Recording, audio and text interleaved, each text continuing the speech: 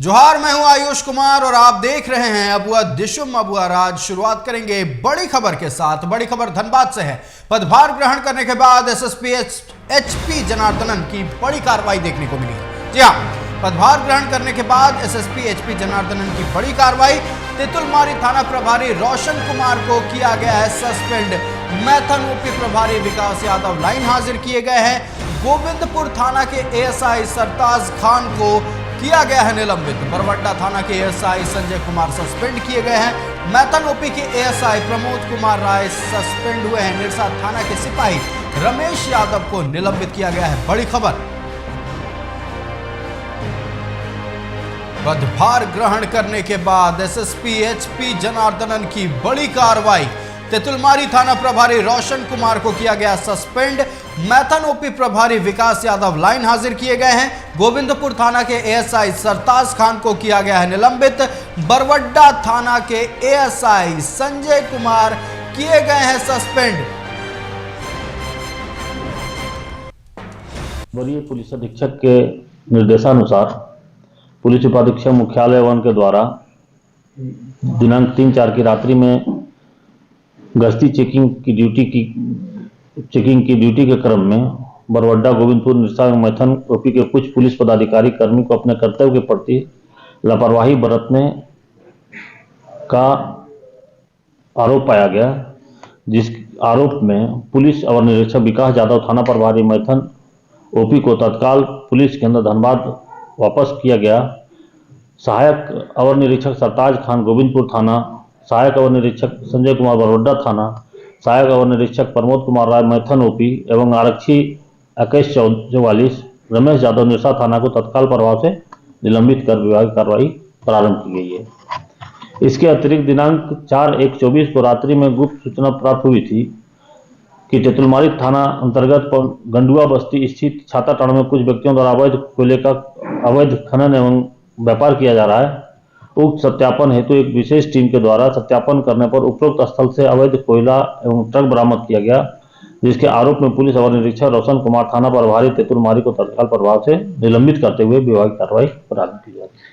आज सुबह में भी एक कार्रवाई हुई है। आज ये सारी कार्रवाई चल रही है। सर, किस प्रकार की विसंगतियां मिली सर जांच के दौरान? विसंगतियां जो पाई गई हैं उसका अनुसंधान किया जा रहा है। इधर मुख्यमंत्री नीतीश कुमार के झारखंड दौरे से पहले प्रदेश प्रभारी सह बिहार सरकार के मंत्री अशोक चौधरी रांची आए हुए हैं। हटिया के सोलंकी चौक स्थित एक बैंक्वेट में आयोजित जेडीयू के सक्रिय कार्यकर्ता मंथन शिविर में प्रभारी अशोक चौधरी और प्रदेश अध्यक्ष खीरू महतो शामिल हुए। आगामी 21 जनवरी को सीएम नीतीश कुमार रामगढ़ में जेडीयू के जोहार यात्रा के उद्घाटन में शामिल होंगे। आज के इस बैठक में कार्यक्रम की तैयारियों को लेकर चर्चा की गई।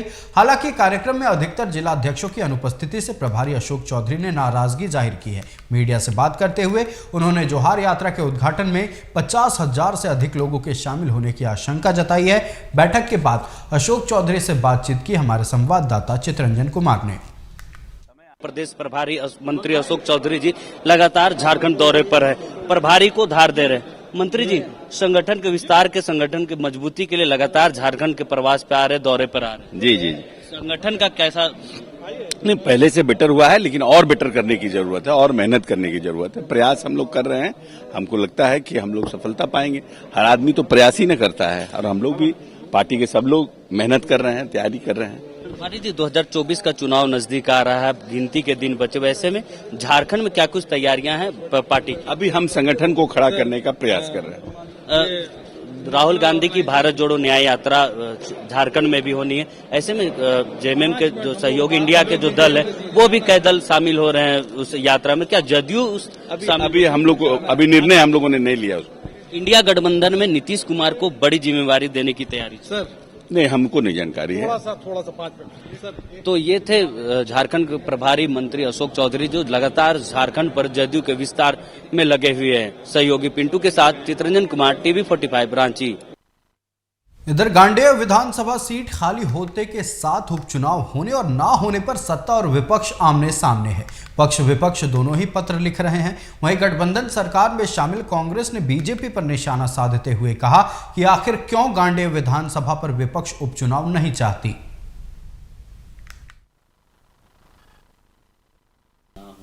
विपक्ष क्यों चाह रही है कि चुनाव ना हो? क्या देश की संवैधानिक संस्थाएं विपक्ष के अधीन है? इसका यही मतलब है कि जिस प्रकार विपक्ष आदेश दे रही है चुनाव आयोग को, कभी सांसद महोदय पत्र लिख रहे हैं, कभी भाजपा के प्रदेश अध्यक्ष महामहिम को पत्र लिख रहे हैं, तो इस देश में संविधान है और संविधान के तहत तमाम संवैधानिक संस्थाएं कार्य करती है। आज जो संविधान जिस बात की हमें इजाज़त देता है, संवैधानिक संस्थाएं उसका निर्वहन करने का काम करती है। तो हमें लगता है कि भारतीय जनता पार्टी जिस प्रकार इस राज्य में अस्थिरता का माहौल शुरू से पैदा करने की दिशा में संकल्पित रही है, वही काम आज भी हो रहा है।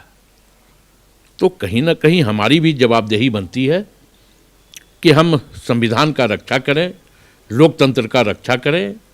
और इसी कड़ी में आज झारखंड मुक्ति मोर्चा के भी विधायक चुनाव आयोग में जाकर के ये कहा है कि चुनाव करवाया जाना चाहिए, क्योंकि चुनाव करवाना यह संविधान के दायरे में आता है और हमें लगता है कि चुनाव आयोग इस पर गंभीर होगा। इधर झारखंड में निकाय चुनाव को लेकर हाईकोर्ट के निर्देश के बाद राजधानी रांची में पूर्व वार्ड पार्षदों की ओर से प्रतिक्रियाओं का दौर जारी है। पूर्व पार्षद रोशनी खलखो, अरुण झा और अधिवक्ता विनोद कुमार सिंह ने संयुक्त रूप से प्रेस वार्ता कर मौजूदा सरकार पर निशाना साधा है। वहीं उन्होंने ट्रिपल टेस्ट और चुनाव में आरक्षण को चुनाव से पहले करवाए जाने की मांग की है। नगर निकाय का जो चुनाव है, ये भी एक संवैधानिक बाध्यता ही है। क्यों सरकारें इसको डिस्टिंग्विश करती हैं, भेदभाव करती हैं कि पंचायत चुनाव को तो हम टाल सकते हैं, तो क्या इस आधार पर राज्य चुनाव को, राज्य विधानसभा और लोकसभा चुनाव को टाला जा सकता है? कतई नहीं।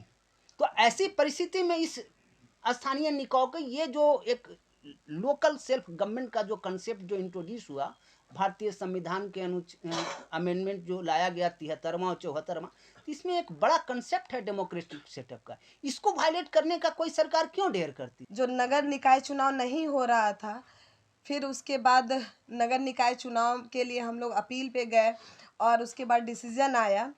इसी के लिए हम लोग प्रेस वार्ता कर रहे हैं और इसमें हम लोग सरकार की मंशा क्या है, चूँकि आप देख रहे होंगे कि नगर निकाय चुनाव हो, इसका डिसीजन हो चुका है और कोर्ट से आदेश भी आ चुका है, लेकिन सरकार की मंशा क्या है ये क्लियर नहीं हो पा रहा है। आखिर सरकार करना क्या चाहती है? 2 दिन गुजर गए, लेकिन इस पर सरकार कोई स्टेप नहीं ले रही है, ना ही इस पर कोई बात आ पा रही है। नेता प्रतिपक्ष अमर बाउरी अपने निर्धारित कार्यक्रम के तहत झारखंड पहुंचे, जहां निरसा विधायक अपर्णा सेन गुप्ता और बीजेपी कार्यकर्ताओं ने उनका जोरदार स्वागत किया।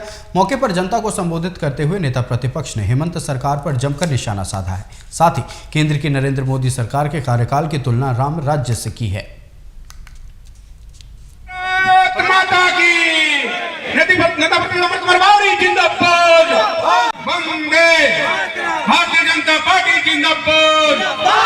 सभी लोगों को, सभी वर्गों को, कोई ऐसा वर्ग नहीं है जिसको ठगा नहीं है। इन्होंने सभी के जीवन में जो है निराशा का भाव पैदा कर दिया है और खुद भी कई एक गलत कार्यों के कारण कानूनी सुविधाएं भी होती। मुझे लगता है कि झारखंड जितना कलंकित अभी हो रहा है, इससे पहले कभी नहीं हुई थी और इस सरकार को यदि थोड़ी भी शर्म है तो इनको खुद से इस्तीफा दे देना चाहिए और झारखंड के जनता को राहत देना। लगातार ईडी से भाग रही है हेमंत सोरेन।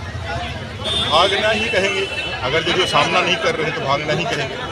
एक संवैधानिक पद पे बैठा हुआ व्यक्ति जो संविधान के रक्षा की शपथ लेता है, अगर यदि वही कानून नहीं माने, कानून को तोड़े, तो बाकी लोगों से क्या अपेक्षा करेगा? और झारखंड के अंदर जो अराजकता का जो माहौल है, डेली हत्याएं, जो दुष्कर्म की घटनाएं और लूटपाट से लेकर के जो भी चोरियां हो रही है, इसके पीछे भी यही कारण है कि लोग देख रहे हैं कि जब मुख्यमंत्री ही जब नहीं मान रहे हैं तो हम लोग कानून का क्या माने, और ये धज्जियां उड़ाई जा रही है। इधर धनबाद सांसद पीएन सिंह की अध्यक्षता में जिला समाहरणालय में जिला विकास समन्वय और निगरानी समिति की बैठक संपन्न हुई, जिसमें सांसद पीएन सिंह ने समय पर केंद्र सरकार की जन कल्याणकारी योजनाओं का लाभ ग्रामीण तक नहीं पहुंच पाने पर नाराजगी जाहिर की है। इसके साथ ही समय पर जलापूर्ति और सड़क निर्माण कार्यों को पूरा करने का निर्देश दिया।